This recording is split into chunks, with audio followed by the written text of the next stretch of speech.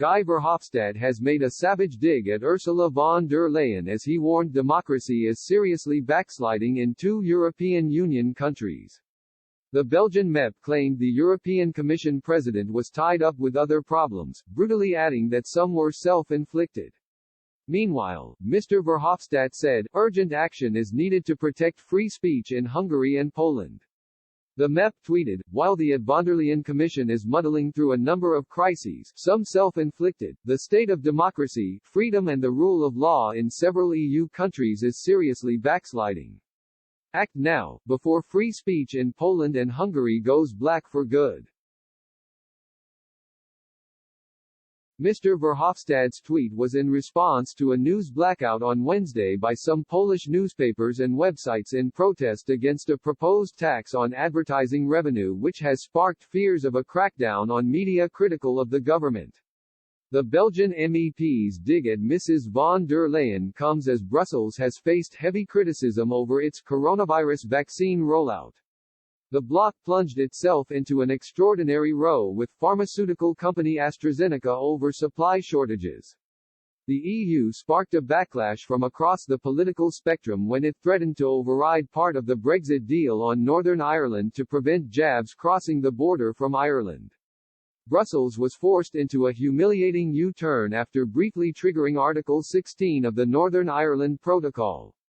Chief Brexit negotiator Lord Frost hit out at the bloc for struggling to accept a genuinely independent actor in their neighbourhood.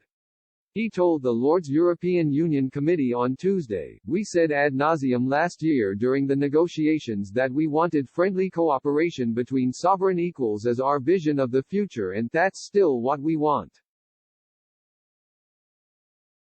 I don't think that's been quite the experience of the last few weeks if we're honest about it. I think the EU is still adjusting somewhat, as we thought they might, to the existence of a genuinely independent actor in their neighborhood, and obviously there's been a certain amount of disagreement over the vaccine issues which in many ways have created political difficulties on the EU side."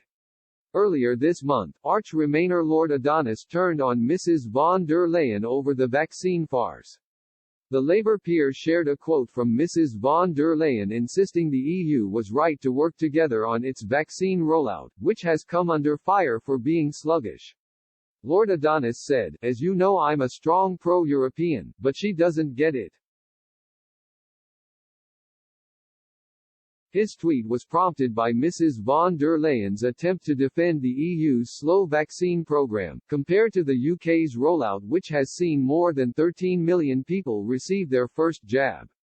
Speaking to French newspaper Le Croix, the former German defense minister said, "I am aware that alone a country can be a speedboat, while the EU is more like a tanker." Before concluding a contract with a pharmaceutical company, the 27 member states had 5 full days to say whether they agreed or not.